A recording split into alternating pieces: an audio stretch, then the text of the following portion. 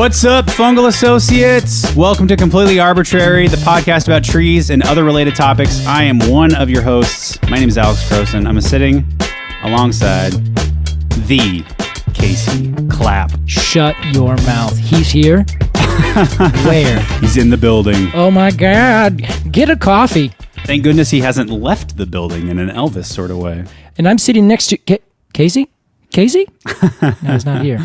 He's disappeared into the vents. I am here. That's how actually I make my escapes. Usually I just crawl into the vents so I can get out and no one knows where I am. Yeah, every time you enter a new building, you ask the manager about the vent work. Yeah. What kind of HVAC do you guys have? Is it like forced air? Can I have a map? Big stuff? Yeah, I'd like to check that out. Thanks. Casey, we have no time to dilly-dally. We have none at all. We have several points of order to get to at the top of the show.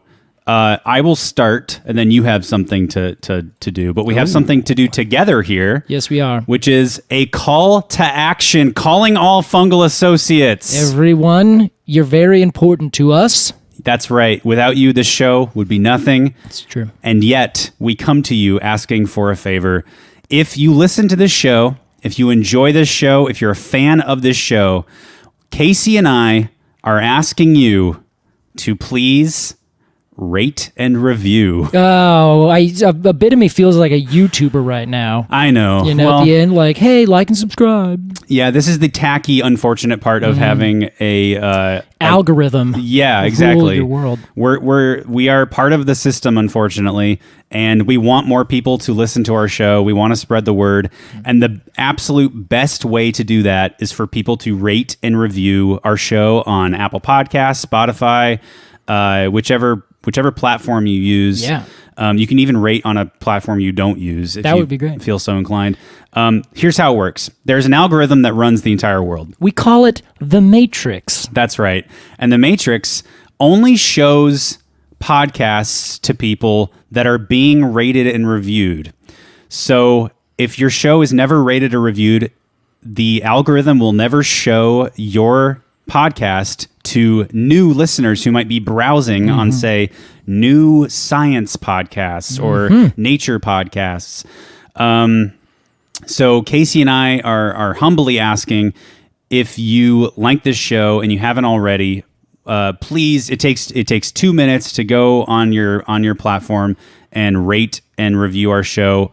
Hopefully it's a good rating. If it's not, that's fine too. That is also okay. We just ask that you're honest. You know what's funny is that you can actually do it quicker than the trip that follows the blue pill.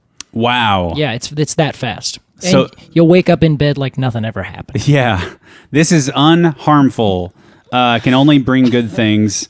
So yeah, that is our call to action. We sheepishly ask that you rate and review this podcast. We sheepishly ask that you rate and review this podcast. We sheepishly ask that you rate and review this podcast. Someone hit him. He's on repeat. A glitch in the Matrix, Casey. Are there bricks behind me now?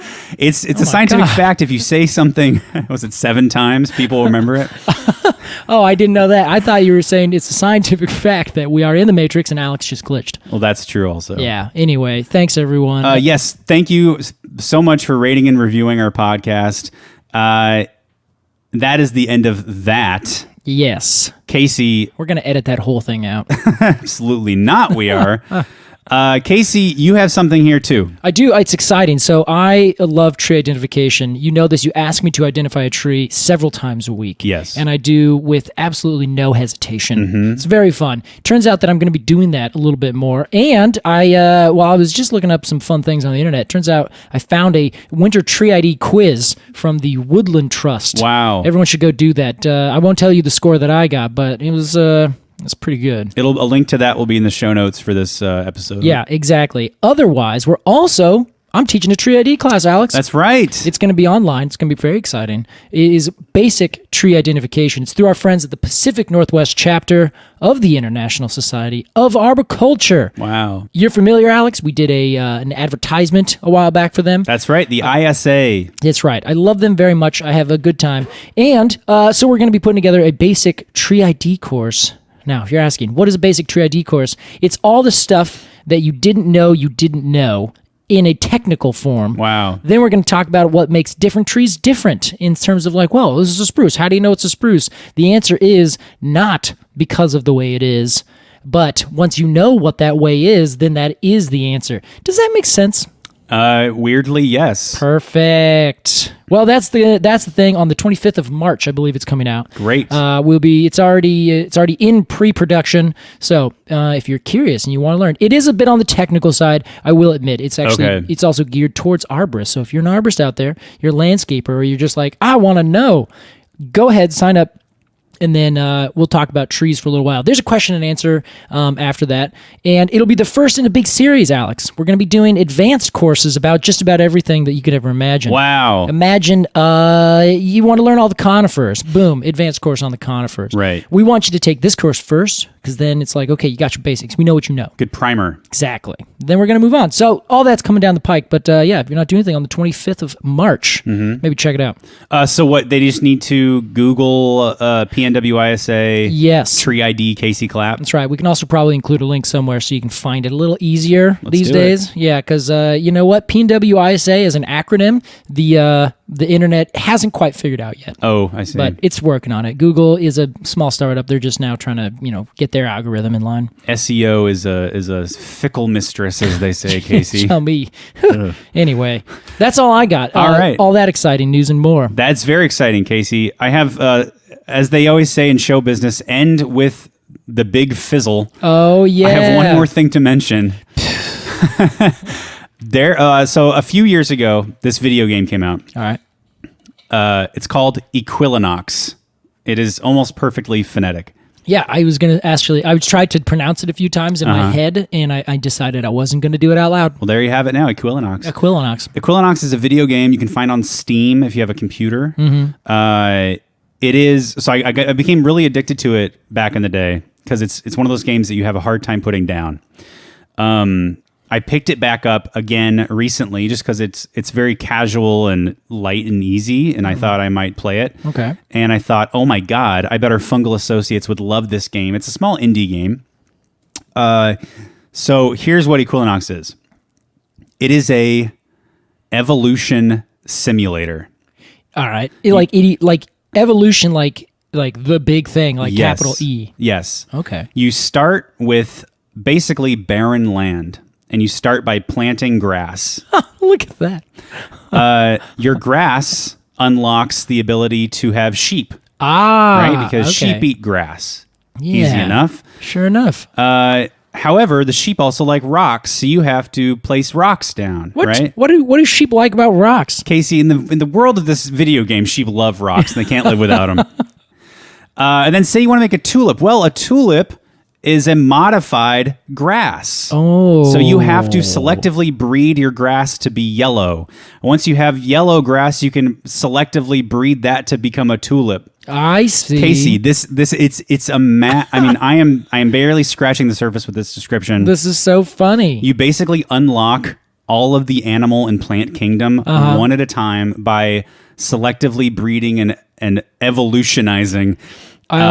Evolving. I have to say, I'm watching a video about it, and I love the almost like 8-bit animation they have. Yes, it's very blocky, sort of voxel art. Yeah, it's watching like animals run into trees, and the trees just like spill fruit everywhere. Yes, I love this. It's if you're interested in science, which I'm assuming if you're listening to this podcast, you are, in evolution and how things turn from one thing to the next and create new species and things. It is a great game, and I know for a fact many fungal associates will like it. There you go. It's super casual. I mean, you can turn it on and walk away for a few minutes and come back, and everything's gravy. It evolved. Everything goes on its own, That's what I'm talking about. It's a great game, and I think everybody would love it. Casey. Wow. Stunning. We have a tree to discuss this week, as we do every week. This week, a grave discussion. This is very serious. It's a spooky one this week, Casey. We are talking about the English U. The English U. Which is a bit like the royal we. It is, yeah. Oh, I mean, as everything in Britain is. I thought that was funny. It was. I laughed. Were you listening to what I was saying? I think so. Okay. Say it again. The English U, which is much like the royal we. Yes. Okay. Oh, okay. So yeah, I picked up like, okay.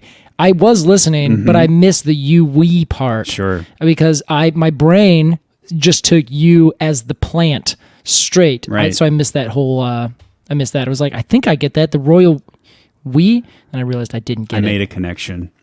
That was thorough. Casey, what is the scientific name for this tree? Damn it. That's not it. Sorry. It's Taxus baccata. What a boring name. Yeah.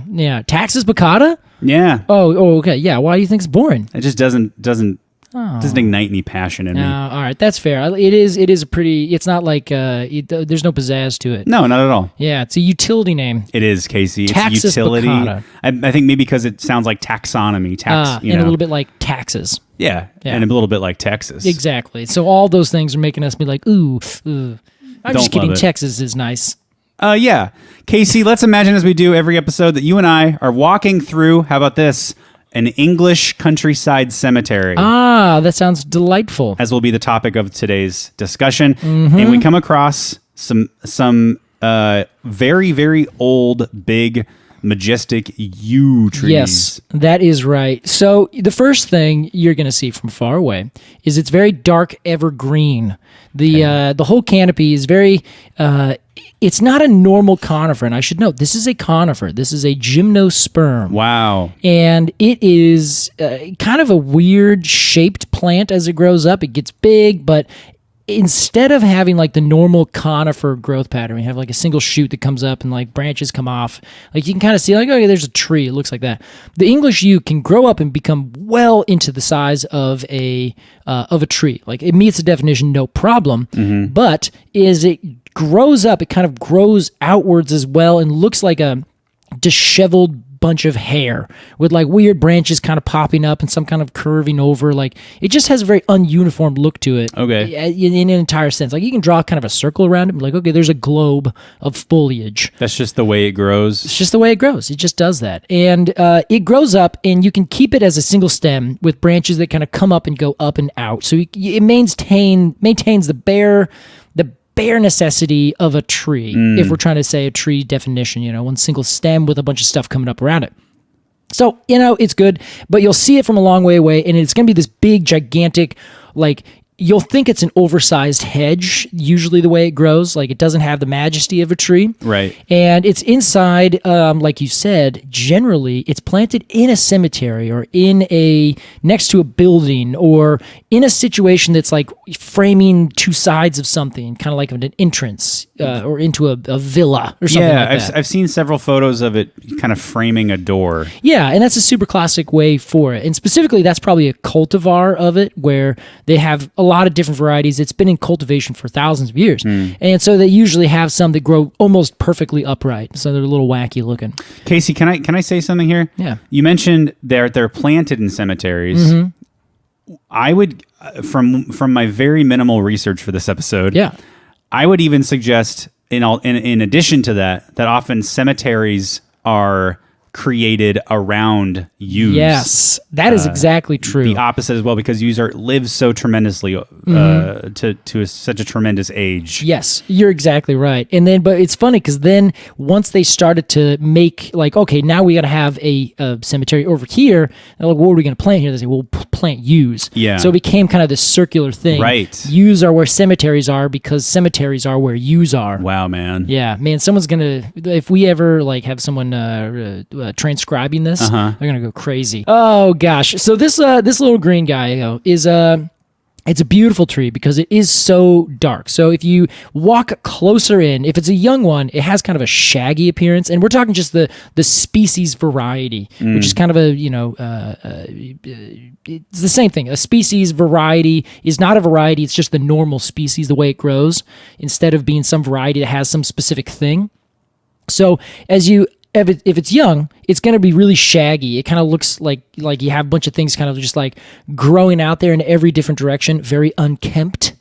And then you go closer and you take a look at their beautiful foliage, and it really is a stunner. So their twigs have leaves that are needle-like that come off. Technically, they are spirally arranged around the twig. But when they grow off to the left and the right. So they'll start like the base of it is spirally there, but the actual blade of the little flattened needle grows out left and right. It's very two-ranked. So it's kind of one of those things where, like, technically it's this, but each one of the leaves just angles itself to go perfectly flat left and right. Interesting. Yeah. No, don't exactly know why, but that's what they do. Most of the time, they're going to be one or the other. And they have this really dark, lustrous green on top.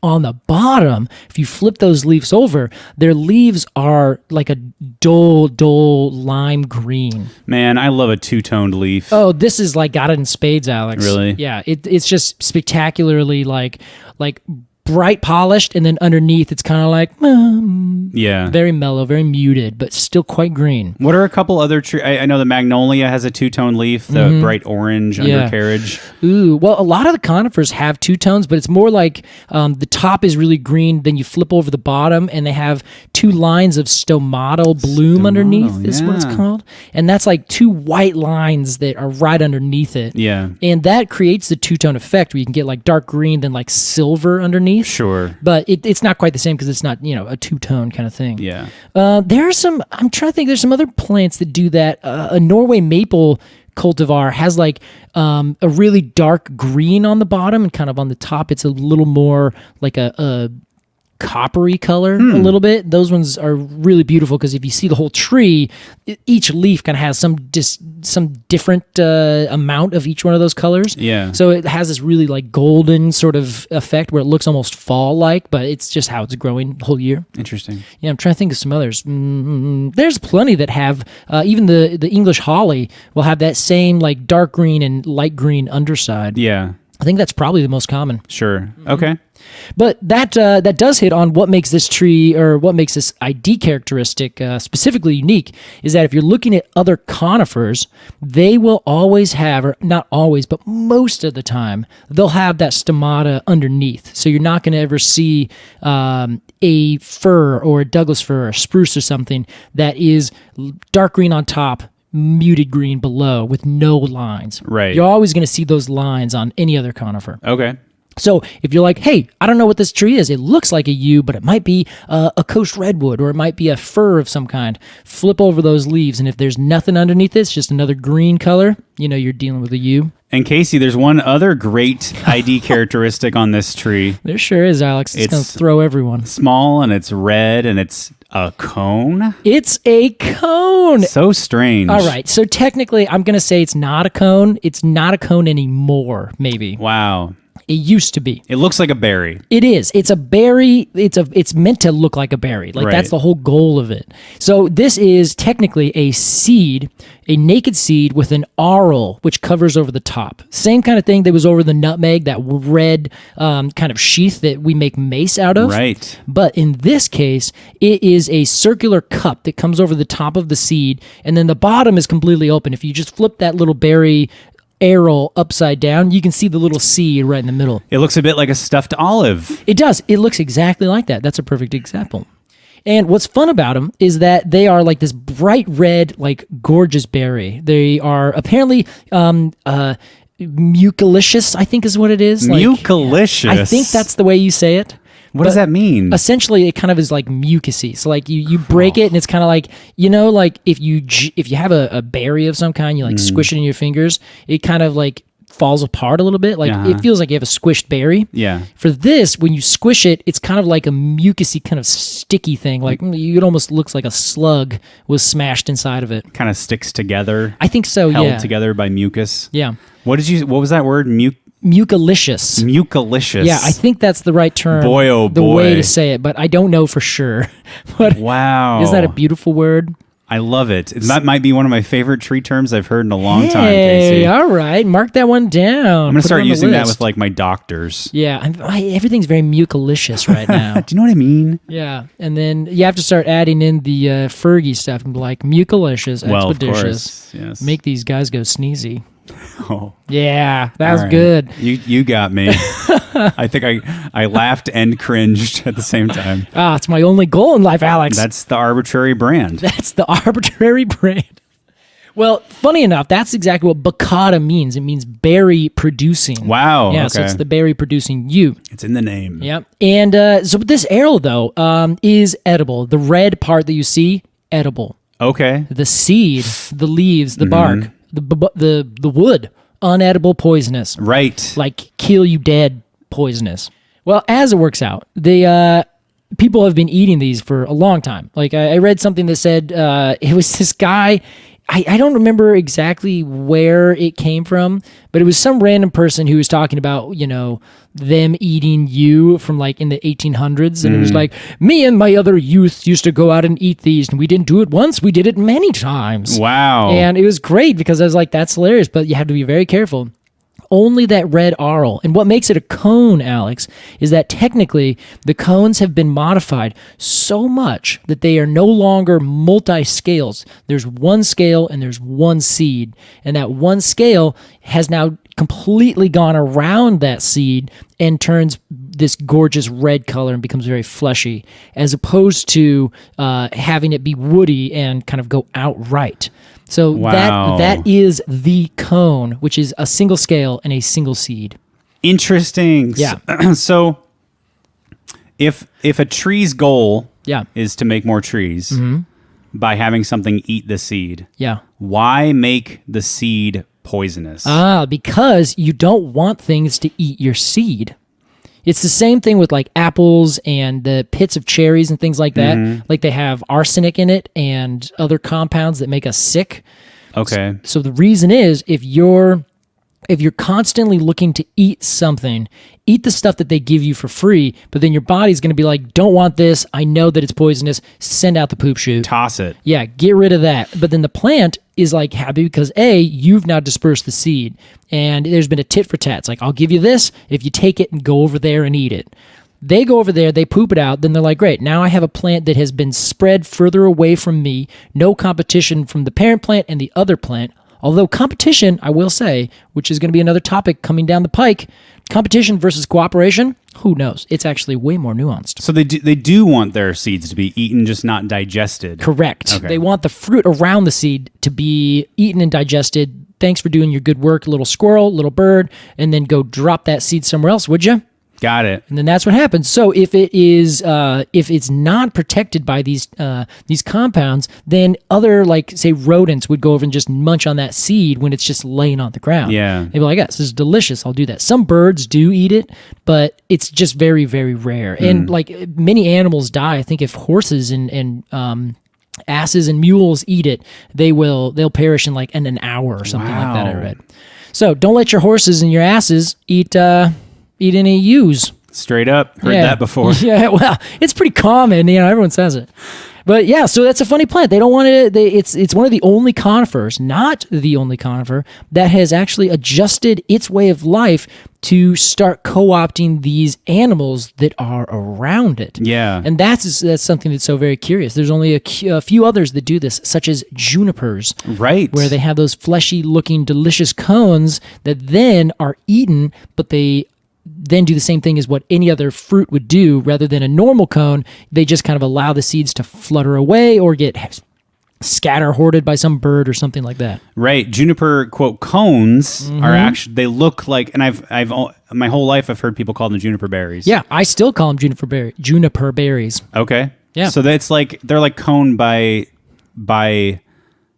technicality. Yes. But berry by practicality. I think that's a perfect, that's a perfect description. Great. Yeah, it's a berry by practicality. If you know what I mean. Yeah. Well, practically, I'm a berry. But spiritually, I'm a cone. Casey, should we talk about the bark of the yew? Yeah. Oh my God. The bark, Alex, is probably one of my favorite parts. It is like this. It's really thin. It's very peely, and it is brown on the outer peely side. Okay. But kind of like a dark kind of brown that's a little light and mottled. It has kind of different two tones. Beautiful. But then underneath is like this lustrous red color. Cambium side? Yeah, the cambium side. So as the bark is well, not the cambium side, just the layer underneath the brown bark. Yes. So as it pulls itself off, you start getting these dark brown mottled areas with this like green and yellow and red, but all like the earth tones of these where they're kind of muted. Is that pastel? Is that the term? Or is pastel bright? Yeah, I think pastel is more muted. Okay, yeah. So this is a pastel version of it, and it's just the most beautiful bark because it always flakes off like continuously over time. It's really pretty. Oh god, and you can get some big ones that have this like effect where it is like this just cascading different camouflage look on it. One of my top favorite barks. Wow. It is a little bit different than other trees that do this. The paperbark maple or the Stewardia, another dogwood, does this. Like lots of trees will do this. Famously, the like rainbow eucalyptus down in Australia. But they all do it in such a different way, and the yew, I think, has its own special place in this because it's just a stunning amount of like camouflage colors. Wow. I highly recommend it. Casey, we have and I'll say it again, a grave discussion. Oh, no one knows we're going to talk about after this. About the yew. After the break, we'll be right back with more Completely Arbortrary.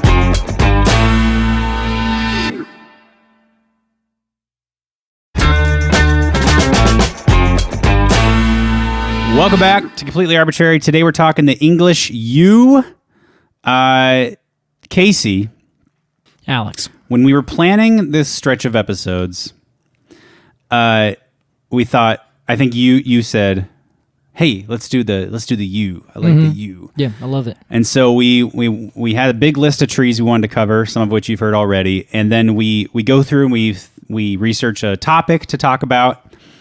Upon Googling the English yew, one of us discovered that, probably I would say I discovered, in quotes, you knew this already probably, that the English yew is an extremely popular graveyard tree in the Yes. I don't think I knew it directly, but it's one of those things like, yeah, I've seen them in graveyards all the time. I haven't like frequented too many English countryside cemeteries. Okay. But it's one of the trees that I know of from those kinds of things like church grounds, which ancient church grounds are also the cemeteries.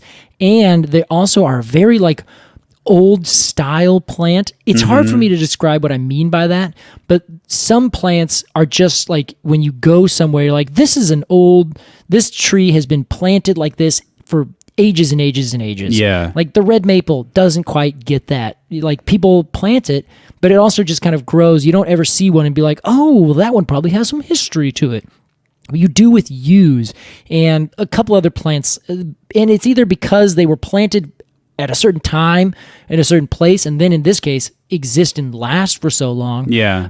Or it just happened to be, maybe they were popular at the time. Camellias like that. Like every house that was built in the 1940s had a camellia and a yew planted in the front. It was very regal to have it like that. Right. So you can see all these like old houses that have these big old hedges like right in front that's a camellia and there's yews. And like I walk by, I'm like, oh yeah, of course. If it's right next to the house, I can bet you it's going to be like one of 3 species. Right. But they have that sort of sense of like, yeah, I've been around for a while. Yeah, I think some sort of cultural significance is important in that definition.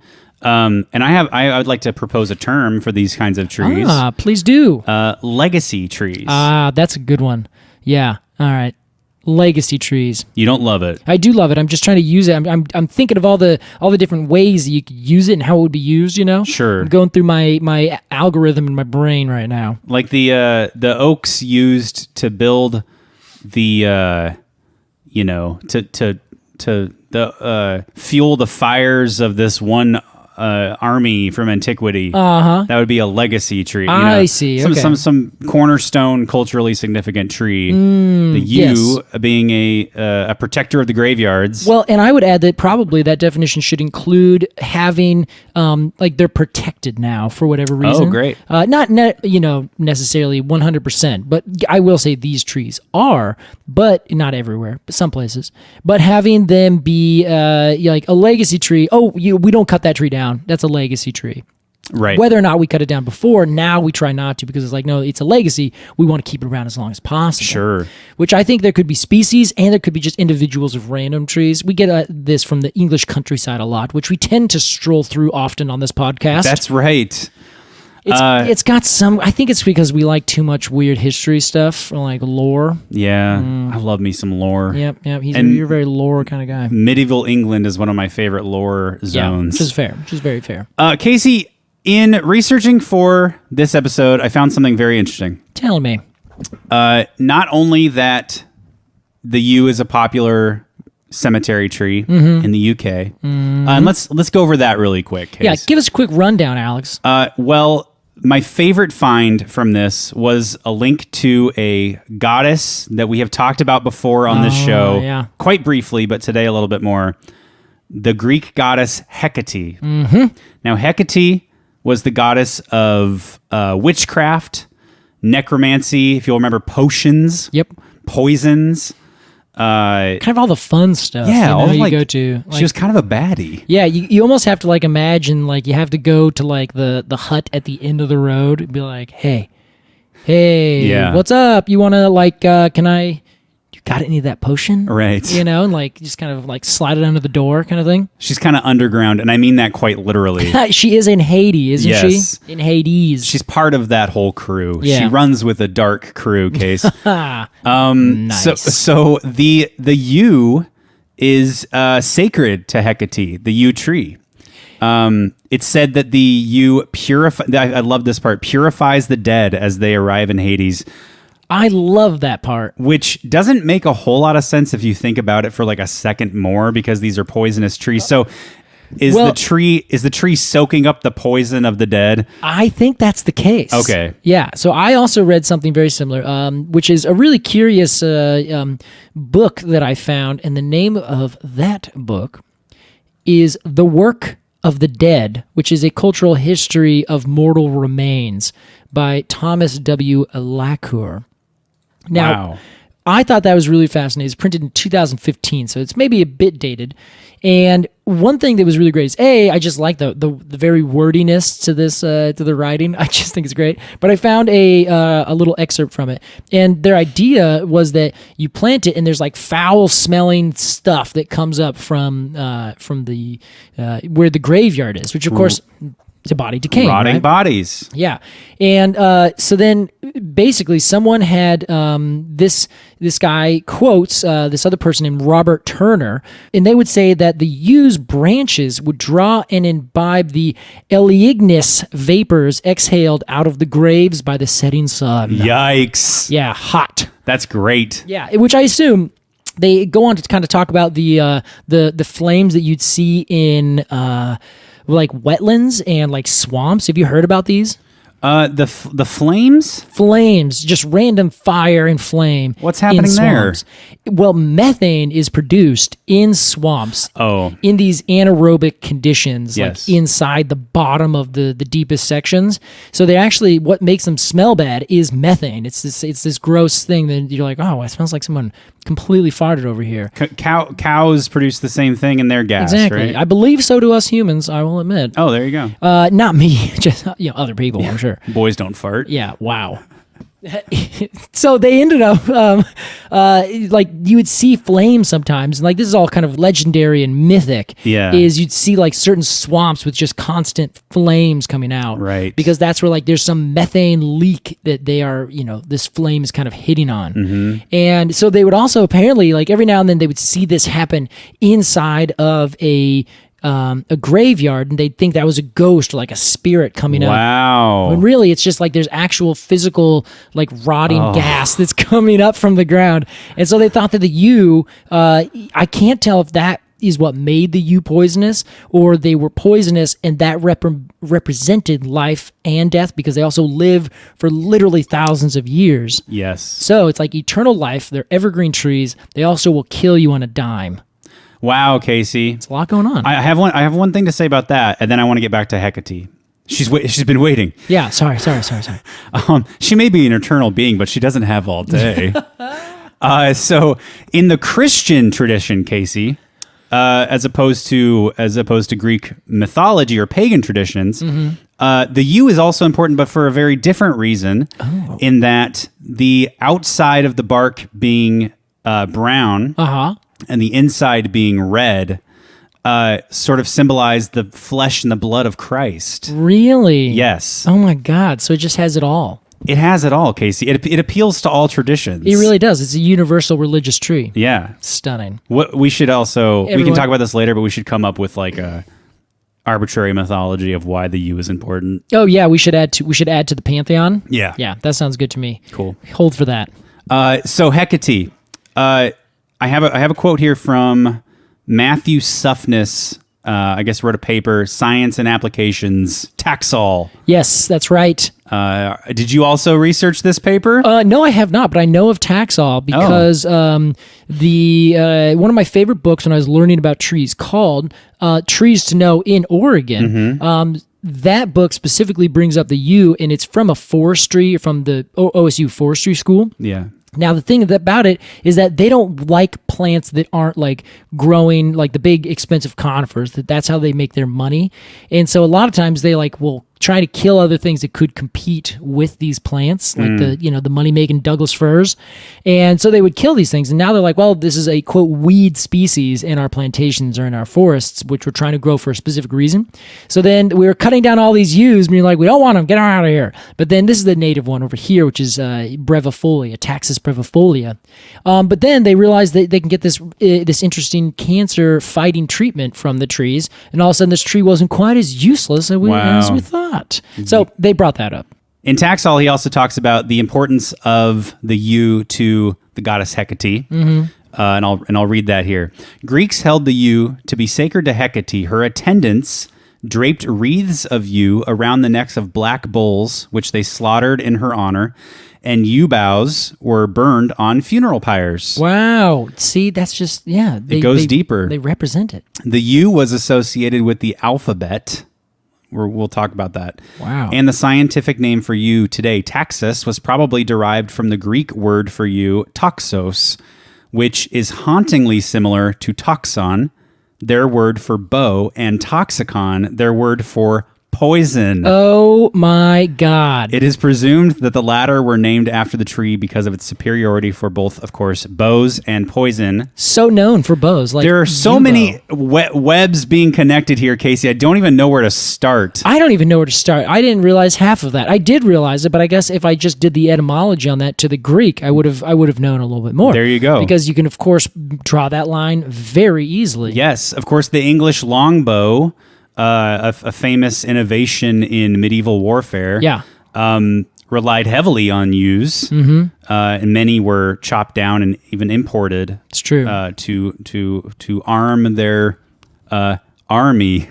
Yes, as you would say. Well done, Alex. So the yew extremely important to Hecate. Yeah, and all things death. And so, now remind us. So Hecate is a god. And is of the ilk that is down in the underworld chilling. And now, does Hecate come up into the world? Like, and is Hecate personified in the yew? I don't know. I know that. I mean, I don't think she was. And of course, somebody listening will know. I don't think she was like bound to the underworld. If you'll recall. The way in which we talked about the reference we made to Hecate earlier in this show was during our pomegranate episode, in which Demeter, upon her daughter Persephone being kidnapped, took Hecate with her on her search for her daughter, and Hecate was integral in that search. Although they ended up being told by Helios, I think, where she was. And then you get. Old Hades, like, whoa, whoops. Huh. Yeah, she's, don't worry about it. It's a fun one. Yeah, that's a good one. But you want Hecate in your corner. Apparently, at least she worked with Demeter, who was kind of more of a go-between. An Olympian-bound sort of type. Gotcha. Well, Casey, there's also a reference to Hecate in Shakespeare's Macbeth. Did you know this? No. Okay. So the three witches in Macbeth are seen to put a gall of goat and slips of yew silvered in the moon's eclipse into their cauldron. What is a slip in this context? A slip of yew. I would guess it's like a whip, like a little branch. Oh, sure. Of the yew. I don't understand. So though they say silvered. Okay. Yeah, silvered in the moon's eclipse. Slivered, maybe? Slivered? Is that possibly like they were during the moon's eclipse? They were taken from the tree. Perhaps. I don't know, honestly, because at that point, like the English that it's used there is just a little bit, like it's changed ever so slightly. Not to mention, of course, in Shakespeare's time, they would be saying things, that we don't even culturally have any idea for. Like, Right. oh yeah, go get a slip of you. And like it meant something very specific. Right. So I don't know. I would guess it's just some amount of it. Sure. Silvered though, or slivered, if it was like maybe the bark was all taken off or something. And then if it's left out in the sun, we call like a sun-bleached tree that's still standing. Oftentimes we call it a silver because you can just see this like silver snag out in the bush. Interesting. But I don't know. It's a very good question. Hecate then appears to critique their work. Yes. Hey, so did you guys know if you actually just turn that into a puree first, it really actually goes into the soup way better? Yeah. I haven't read Macbeth since high school, and I don't remember that part. Yeah. But I would really geek over that now. That would be hilarious to like see that like just a little bit of a troll from Hecate. Yeah. I guess Shakespeare also would often use a reference to use. Yeah. Boy, it's getting tough to tell what's being said. Yeah, exactly. To me or to us or to everyone versus the tree. Exactly. I get you. Well, yeah, he would use a reference to use often when discussing death. And, yeah. And that's the thing about it, right? Graveyardery. So this is kind of the big question I couldn't quite find a big answer on. Okay. Is they have this different relationship, right? Where it's from death. And we know that people like probably at some point tried to eat the berries and then someone died. And they're like, okay, don't do that. Yeah. This tree represents death. And obviously maybe they boiled the leaves because like, oh, well, we boiled the conifer leaves of this one and we end up getting, vitamin C, things like that in our tea. So they figure out the yew is killing their people left and right. They decide to be like, okay, we fear this plant. And then it becomes like this almost, you would guess something to be like stay away from. Like that is a plant that will kill you. Although you can take these little red things and eat those. That's fine. So then it goes from that to being like shifted into a place of almost veneration where it's now like a wise old plant that can kill you, but also for whatever reason sucks up, the bad vapors that come from the death. So I'm just so curious, like how does something make that transition from, I don't know, maybe it was honored the whole time because they're like, no, that plant demands respect. You have to be very gentle with it.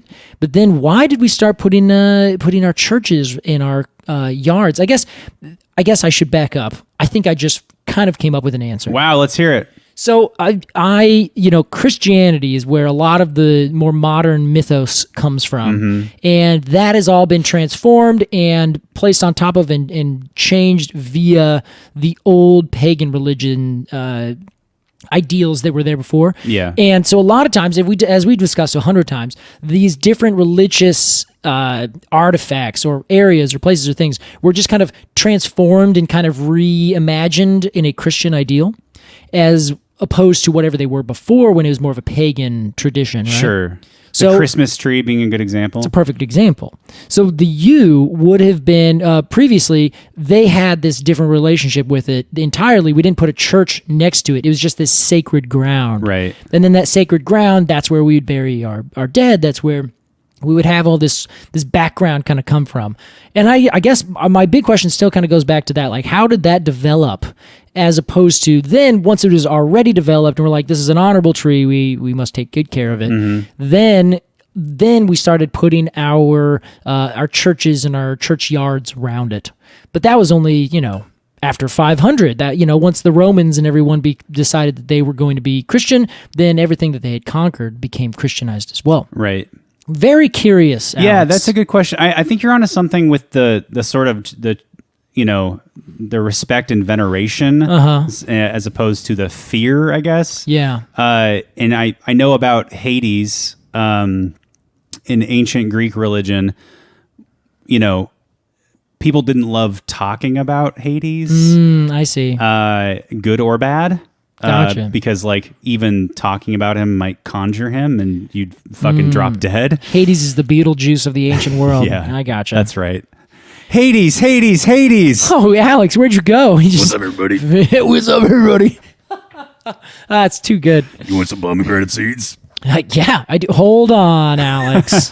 Don't eat those. I think there was like, we often like, I think due to like cartoons and shit, look at Hades as like an evil figure, but he was really respected and sort of like, he's a good guy. Anyway, let's not talk about him. Respected and venerated and given his proper respect. Yeah, which is fair. Because you should get it. He's in charge of some pretty important stuff. He really is. Yeah, we don't want him to go sour on us. Yeah. Well, here's the other thing I think is very curious. So whether or not we can figure out where these kind of myths and ideas came from, let's just move past that and say, well, they exist. And then the English longbow, which is made of a yew. The French were famous for having these gigantic longbows, which were so amazingly strong. I think I heard that some of the places, like during the Roman conquests around, when they kind of just were trying to take over everything that is Europe and the Mediterranean, they went against some people who had yew longbows that shot so hard that it would like send things straight through the shields. God, this is going to be a little bit much. I got this from a podcast, Hardcore History, which I like, and he always does not spare the details, where they would hold their shields up, but the bows would shoot their arrows or whatever projectiles was. It would go through the entire shield, through the arm, and like stick their arm and their shield either to their chest or just go through their arm, so they couldn't get their shield off their arm. Lord, it's terrifying. The whole thing's terrifying. Wow. But that's how powerful these bows were. That's why they became, so insane. So one thing I think is curious is that you have this plant that itself, if you eat it, it will take you down. Yeah. And then we learned that its wood is so strong and beautiful that we can make these really complex bows and all these things. Like, it becomes this weapon also of death. Yeah. And then at the same time, we plant that tree where people have died. Like, I feel like it's got the market cornered on mortality, maybe? Hell yeah. Yeah. 100%. Jeez. And not to mention, Alex, we kind of skipped over this, but the plants that are planted, we should say rather, are growing at these locations, these churchyards and cemeteries.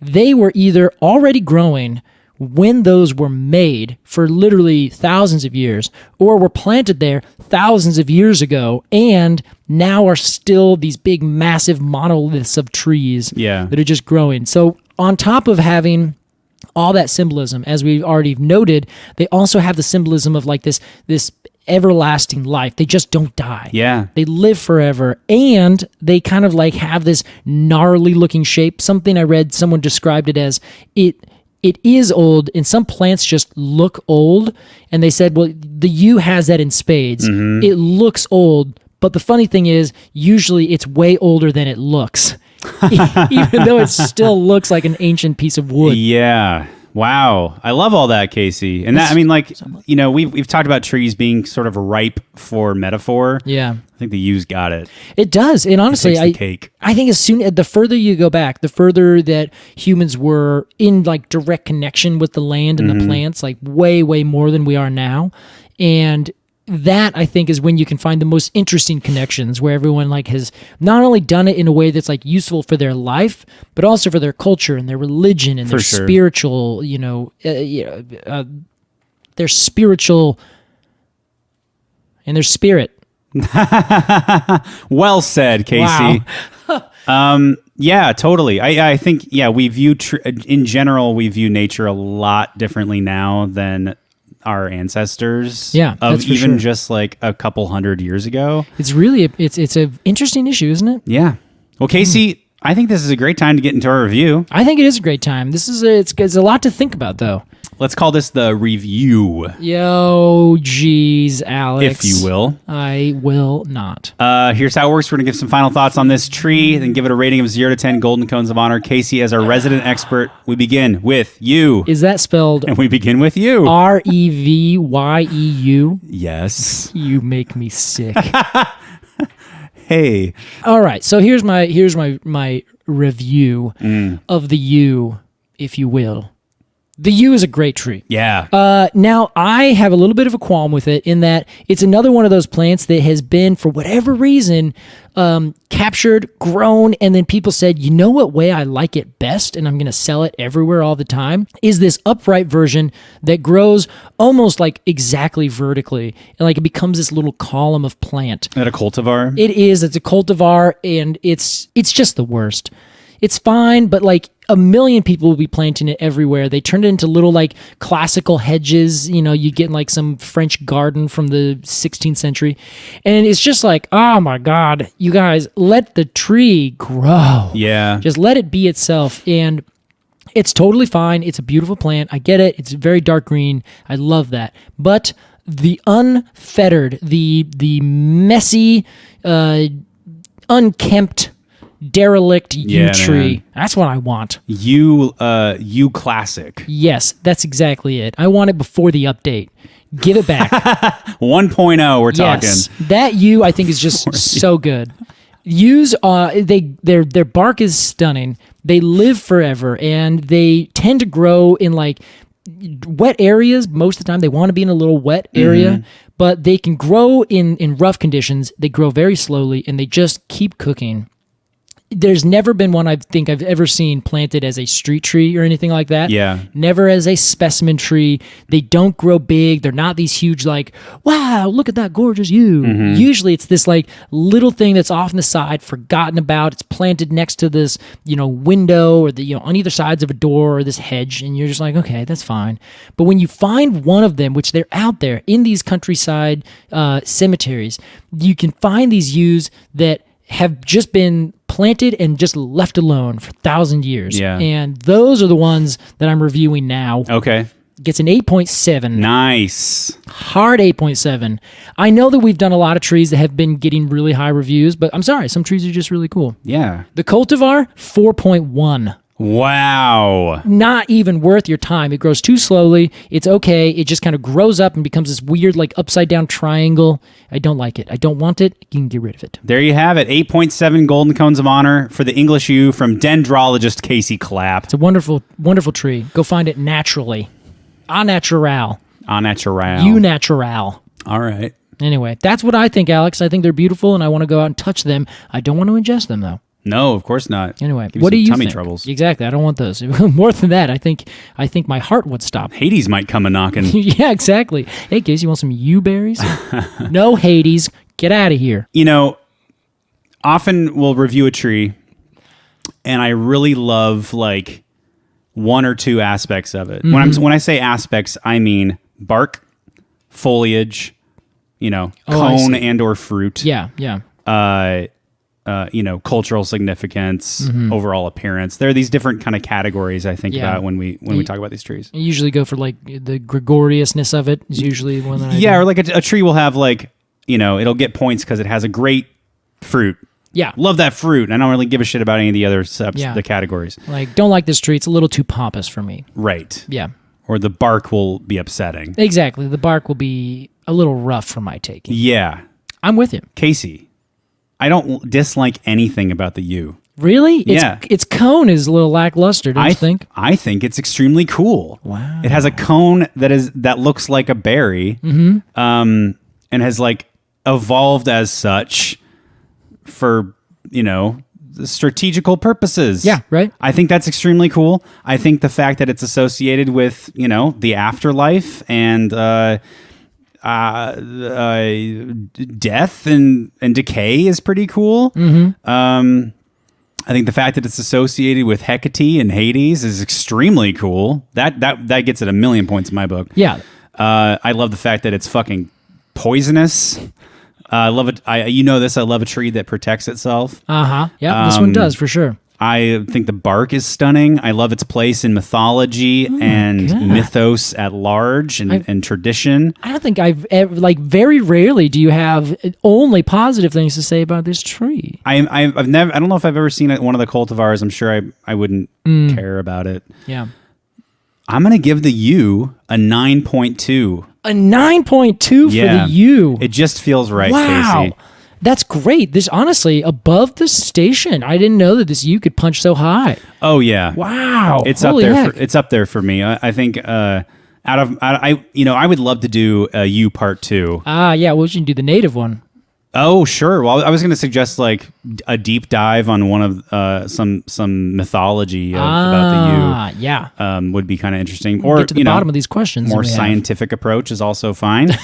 Boring. Yeah, I love it. Well, this is great. I'm excited because there are other people that don't like the yew for multiple reasons. Sure. They find it to be quite unkempt is a bad thing. Oh well. Yeah, and also it gets a lot of lichen on it because it doesn't grow very fast. So it just kind of sits there. That's fine. Yeah, it's kind of like a sloth. It grows so slowly that it develops other things on it. It's got to grow slow. It's an oldie.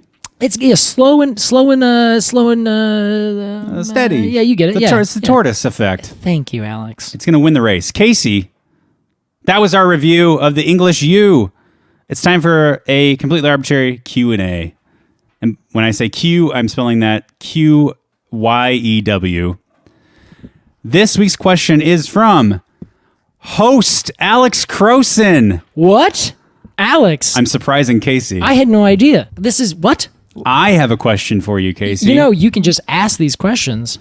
Yeah, but this is special and cool. Yeah, all right. Yeah, you got a good, this is okay. All right. Okay. Here it is.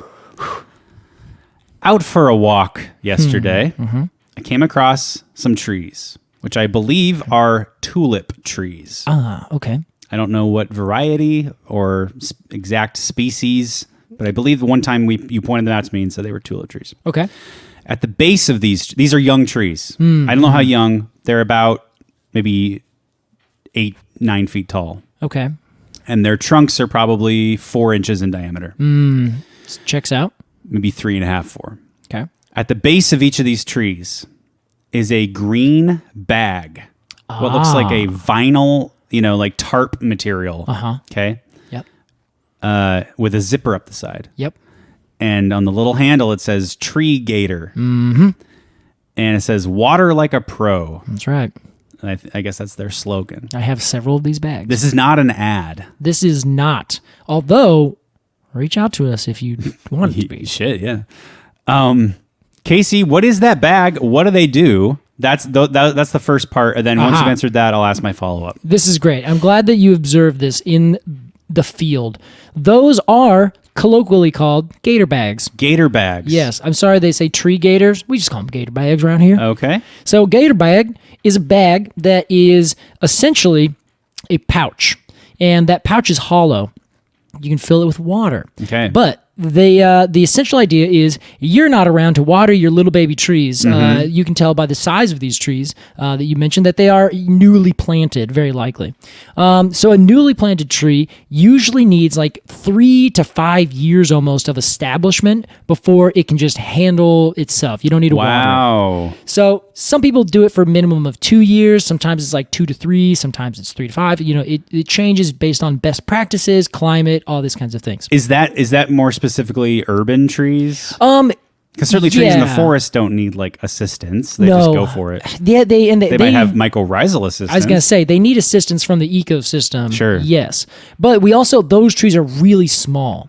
So whenever we go out and plant trees in the wilderness, they're always usually maybe a foot tall. Like they're very, very tall or small trees. A small tree requires a very small amount of water and energy to live. I see. So you plant that, it's going to be way smaller when you plant it, but it doesn't need as much, so it doesn't need any extra help. It can just kind of slowly connect into the network, and then it starts to grow. Kind of naturally the way it would. Yeah, exactly. So during a planting in an urban area, though, it's exactly what you talked about. We have to plant bigger trees. In the city of Portland specifically, 1.5 inches is a minimum size. But we go up in diameter. Yes, 6 inches above the ground. It's called caliper size. Okay. So it's like how big is the base of the tree? Minimum of 1.5 inches. I see. So that can go up to 2.5 inches depending on if it's commercial or not, all these different things.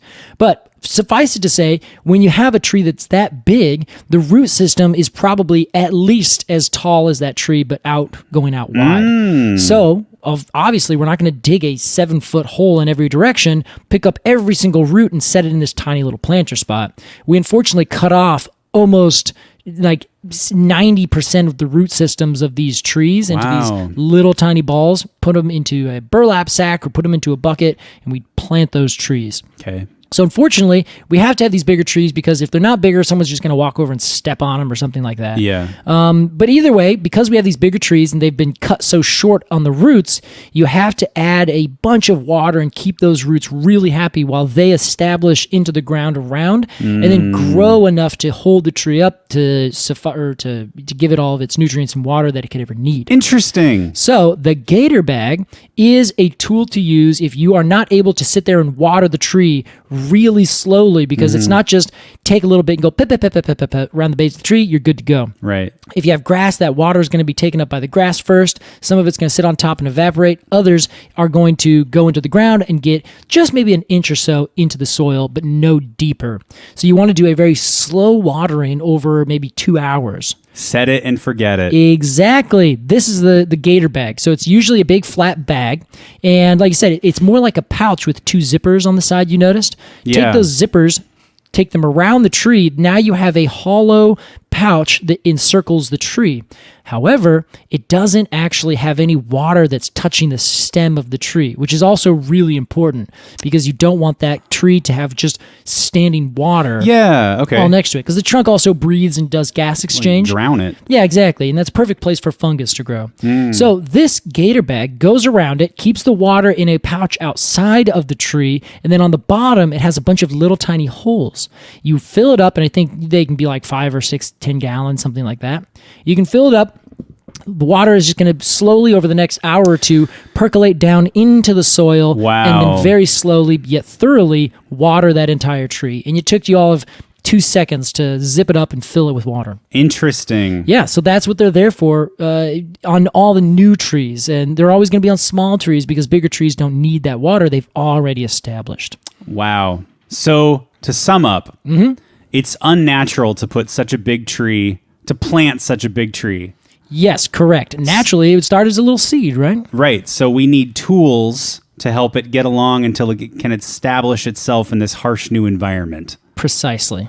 Very interesting, Casey. There you go. And this is the best way to do it. Thank you so much for your question. If you have a question about I should have trees, said that.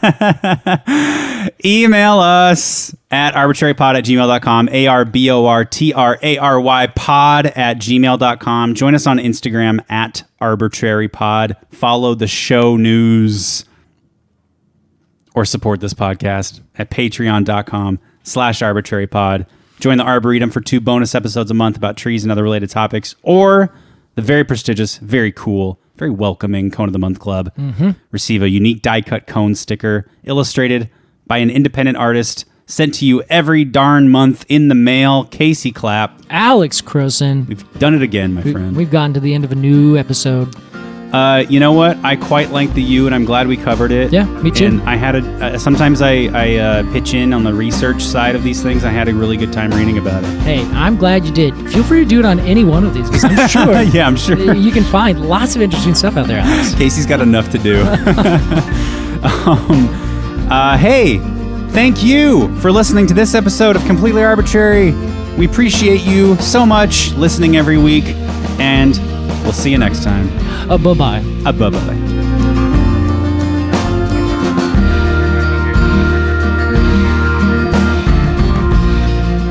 Completely Arbortrary is produced by Alex Crowson and Casey Clapp. Our artwork is by Jillian Barthold, and our music is by Aves and the Mini Vandals. And you can support the podcast at patreon.com/arbortrarypod. And find additional readings at completelyarbortrary.com. Thanks for listening.